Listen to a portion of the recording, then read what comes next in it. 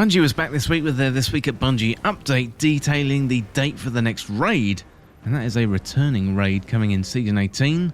Plus we've got details of changes coming to matchmaking in Crucible, also coming next season. So there's plenty of detail to get into, so let's get to it.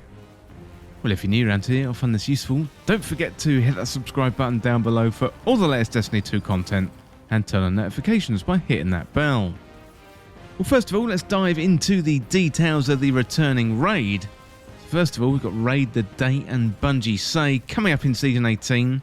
It's going to be our second go at bringing a raid out of the Destiny content vault, and this time it's going to be Redacted.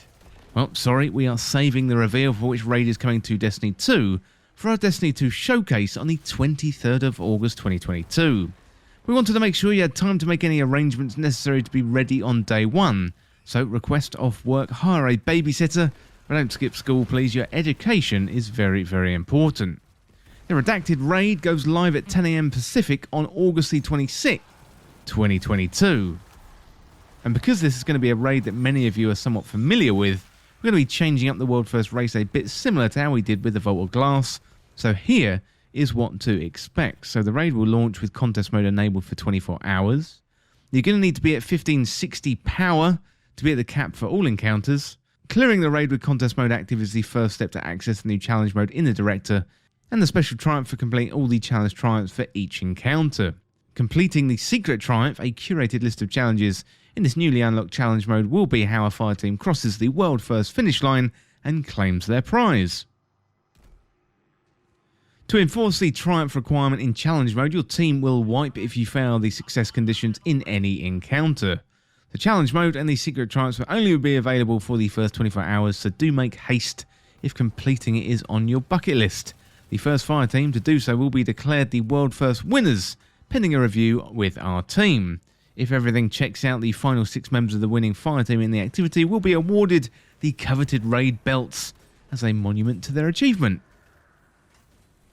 Well, next up we got news on matchmaking. So starting in Season 18 we will be introducing some changes in how we play Matchmaker in the Crucible. This will be the first iteration that is a part of a larger plan going through to Season 19. Our World Systems teams are leading the charge in this transition and are here with a big info dump on what to expect. First of all, let's talk about skill and connection. So we know this has been discussed with a lot of passion and goodwill in many places in the community and also inside Bungie. So we're going to give you a clear TLDR before we get deeper into the how and the why. We're striving towards a goal that all players, including new lights, can enter the Crucible and regularly get matches where they can feel competitive and have a reasonable chance of winning and competing. Making fair matches using skill-based matchmaking SBMM is going to be an important help to meet that goal. We're starting by implementing loose SBMM to the control playlist at the start of Season 18. Loose SBMM has a wider starting skill similarity and survival and should result in matching with a wider variety of players, while also eliminating some of the frustrations that we see in our current system. Expect loose SBMM to expand to other playlists in the future seasons as we tune to what we consider a high quality match by gathering real data and feedback from you. So we're not planning to add it to every Matchmade Crucible playlist. We will continue tuning it until we're in a good place, and we're going to report tuning updates regularly, and we will be implementing a form of fireteam size preferred matchmaking in Season 19. A lot of what follows is pretty in-depth, so feel free to skip the tuning section if you aren't interested in the details and just want a high-level view of what you will be experiencing. Well, here are the goals of creating high-quality matches. So we developed some goals which we'll be working on over the next few seasons, so all players, including new lights, can enter the Crucible and regularly get matches where they can feel competitive. All players, whether solo or in a fire team, can find a place in the Crucible where they can play a variety of matches and have a reasonable chance of winning and competing. We're defining reasonable as expected win rate between 40 and 60% for most matches, and players are awarded based on their skill and proud of their skill. So reserve a place for players who do not want to engage in the skill system. Generally speaking, any matchmaking in a competitive multiplayer game tries to put together high quality matches, and we consider 3 things when assembling a high quality match. So first of all, connection quality. There's 2 types of connections that are important: connection to the game's server and connection to all the other players in the match. Generally, bad connections to other players have a larger effect in Crucible than a connection to the game servers. So when we talk about connection quality in Crucible, we're talking about that connection from player to player. Lower quality matches result in a jerky movement by other players, missed shots, or getting unexpectedly damaged or killed. So when fire teams are spread across the globe, we pick a single player's latency to speed up finding matches. And then you've got match fairness, so ideally all players in a match have a reasonable chance to win that match. For example, have similar skill. Then you've got matchmaking speed, and we always consider matchmaking speed as a key element. No one wants to wait 10 minutes between matches, no matter how perfect they end up being. So when matchmaking, we must balance these three elements, and if we want to lower the matchmaking speed, we're either going to need matches that are less fair or matches with a lower connection quality. So we're going to continue tuning to find the best possible balance. Next up, we've got skill. Throughout this TWAB, we're going to be using the term skill. In Destiny, that term refers to how we rate all the players who participate in PvP on a scale of 2000. Player skill is reflected in a graph that looks like this. So internally, skill is a combination of stats made up of your performance, kills, deaths, captures, round wins, revives, dunks, etc, etc, and that ranks you against all the other players in a match, and each player's skill is compared against the skill of other players in that match, and we make skill adjustments for all players at the end of the match, where two rankings differ. Well, there's also a confidence rating, so the more games the system has seen you in recently, the more confidence the skill adjustment has. In addition to the stats mentioned above, the skill encompasses all sorts of things: your reaction to times and agility, how you approach fights, how well you know the map and the mode, how well you know your character, how well you build your character, the weapons, the armor, the mods you use, and how you blend all of these into a performance with other players. You won't ever actually see a skill value in the game, and while we are currently only using it to try and get fairer matches in survival and elimination, we still track it for all modes, including Gambit, and that gives us a reasonable starting spot for new game types like Rift or Zone Control. Now, how do these skill numbers actually play out in game? Well, here's a good shorthand that we use internally. If someone is 200 skill above you, you can definitely tell they are better than you, and they will win about 75% of the engagements against you. The opposite is true if someone is 200 or more below you, and by the time you get to a difference of 400, the better players are going to win about 90% of engagements, and lower skilled players need to get extremely lucky to pull off a win. Once you get to a difference of about 600, there's basically zero chance for lower skilled players to ever win a 1v1 conflict. So engagement should get fairer the closer you get to the same skill, and that is our goal. Next up, we got the problem space. As we started looking at the competitive landscape in Destiny, we noted a few things. Outside of survival and elimination, the ability to influence whether your team wins or loses is usually out of your personal control if you are average skill or below, and that's about half the population. This can feel bad as the match outcome feels essentially random. You don't feel motivated to try and win. This has contributed to us de-emphasizing winning as a requirement to gain rewards in the Crucible. The current landscape also allows brand new players to match up with some of the highest skill veterans and are expected to compete. On the flip side, if you're highly skilled, you're often put on a team where it feels like you're carrying them and must consistently perform if you want to stand a chance at winning. And that doesn't feel good for anyone. In Control, the skill disparities on a team can be stark.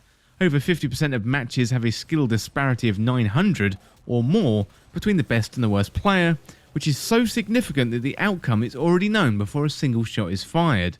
On the other hand, in Freelance Survival, 60% of matches have a 250 skill difference or less. That is much more reasonable. These wide variances in skill also lead to more mercy games than you would expect. For example, in Control, wide disparities in skill also exacerbate other problem elements. With wide disparities in skill, trapping a single team in a spawn is significantly easier, and also with wide disparities in skill, it's more likely that most of one team is dead at the same time, freeing up the other team to roam around and look for targets without having to worry about danger. Because of these extreme factors, no matter what your skill, it becomes hard to tell if you're improving or not. Was that a great play, or are they just a worse player than me? You may quite reasonably look out for other stats to demonstrate how good you are: kills or assists and deaths, that's KDA. They're all great, but it's still unclear about how good your opponents are. And given that matchmaking is dependent on lots of factors, a KDA in a low population situation can mean a very different thing skill-wise than a KDA in a normal or a high population scenario. You can also check out third-party sites who track ELO, a ranking system originally designed for chess with a broad impact, and ELO isn't something that we track, use or validate, so it is a use at your own risk data point. So if you can't tell if you're improving, it's hard to be motivated to try and improve. So we know that we have to do something to solve these problems and more to get Crucible into a better place.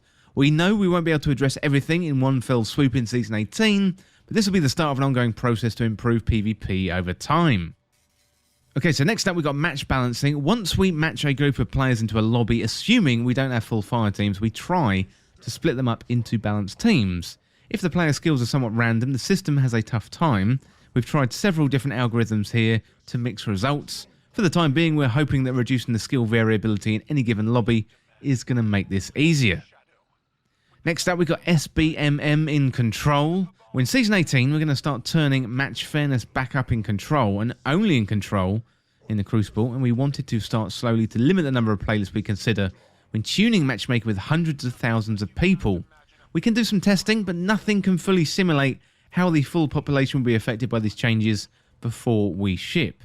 Now, we're going to be live tuning the matchmaking parameters over the first few weeks until we land on something that provides a better balance between fairness, quality and speed.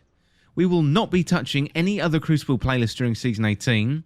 Trials has no planned changes in its matchmaking. Elimination and Glory will still use the same SBMM they have been using, and everything else will still be using the connection-based matchmaking they have been using for years.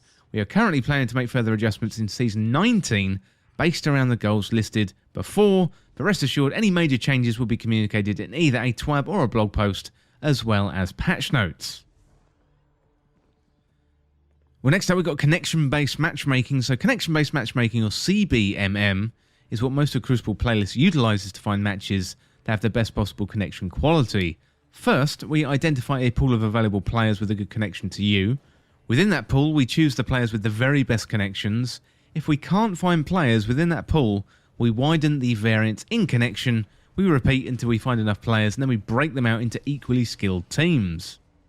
A key point about matchmaking in a fire team: the latency we measure to find a good match does not take into account a fire team with disparate connection speeds. We only measure latency for one of those players in a fire team, so if you're in Tokyo and you're in a fire team with someone in New York and someone else is in Johannesburg, you are in for some laggy Crucible matches, no matter what lobby you join in. Well, next up we've got skill-based matchmaking, so better known as SBMM. Skill-based matches use a similar model to connection-based matchmaking, and in addition to latency, SBMM uses skill similarity when asking to join a lobby. Like latency, the acceptable skill similarities expand over time. So first of all, we identify a pool of players with a good connection to you. Within that pool, we choose players closely matched to your personal skill rating. If we can't find players within that pool, we widen the variance in skill, and if that doesn't work, we expand the search again with more variance in connection quality. Once enough players have been selected, we break them out into equally skilled teams. Our current Glory matchmaking settings prioritizes connection quality and matchmaking speed while still trying to find a fair match. The goal statement for our standard SBMM is we would rather sacrifice some match fairness in order to maintain the connection quality for matchmaking speed. Well, next up we've got loose SBMM. So our initial version of loose SBMM for the Control playlist is going to work a little differently. So it starts out with a wider acceptable skill variance and then expands very slowly on both acceptable skill and connection quality at the same time. The goal statement for this new loose SBMM is start with a broad definition of match fairness and compromise on matchmaking speed in order to keep match fairness and connection quality very high. We expect overall matchmaking times to go up, more so if you and your fire team are on either end of the skill curve depending on the current population in your region. However, we are hoping that the trade-off for matches that aren't super sweaty or lopsided blowouts are going to be worth it. So we do have analytics set up to review overall matchmaking data each hour, especially critical over the opening few weeks of the season, and we will be monitoring and adjusting timings and thresholds above while we try and home in on good settings. Control is generally a nice high population playlist, so it'll be a good testbed for tuning things like this. So what are we going to be looking at as we tune? So amongst other things, we're looking at matchmaking time. So minimising players who cannot find a match in 10 minutes with a goal to keep the average of under 2 minutes, under 4 minutes for 95% of players. Mercy games. Right now mercy rates are based on the map, as low as 5% and as high as 25%. We believe a number of mercy games should be under 5% on all maps, actually not hit 0, and then actually not hit 0. Then we got a final score differential. In general, games should be closer in score. Right now, 65% of the matches end with one team hitting the score target, 15% going to time, and 15% ending in a mercy. And our goal is that greater than 80% of matches end with one of the teams reaching the score target, and most of the rest ending within that time limit. And we're looking for most matches to have under a 10-point difference between the two teams. Then we've got less variance between the top player and the bottom player. So right now, 5 to 10% of matches have the best player scoring 30 to 39 more kills than the worst player in the match, and 50% of matches have the best player getting about 20 to 29 more kills. So all of this is great, but there are some things that do not address what we have looking forward to in future seasons. So first of all, we've got skill distribution. So as we discussed in the skill section, player skill in Destiny and most games tends to follow a bell curve centered around a skill of 100. That means half of the players are clustered between minus 100 and 300 skill, and just above 1% above 800 or lower than minus 550. When you do a skill-based matchmaking with skill windows, what ends up with happening is players at either end of the bell curve have fewer potential players to match against, thus potentially taking longer to find a match with a good connection. This is one of the reasons why we start with a wider skill threshold and expand more slowly to make sure we go through all the available players.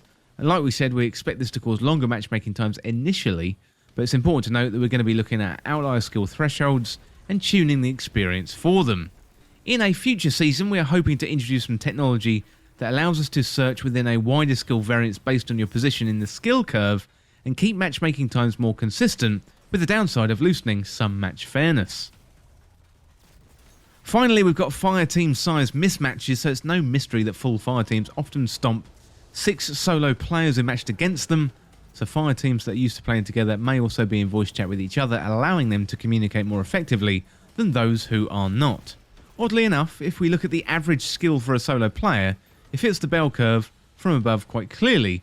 If we look at the average skill for a full fire team in control, we can see the bell curve centers around 400 to 500, so not only do the fire teams have a communication advantage, but they also have a decisive skill advantage. And the big question is, are high skill players more inclined to play in fire teams, or do regular fire teams make your skill go up? Either way, we're going to be implementing a form of fire team size preferred matching in Season 19, and we will be sharing details about how it works closer to the release. Our goal is for it to be utilised like skill, sometimes as a strict requirement, sometimes as a loose one, or sometimes not used at all. Further, it will allow us to eventually replicate the benefits of playing in a fire team playlist without having to split the population. So that is our current plan going forward, and we're going to keep you updated as we tune settings in Season 18 and beyond.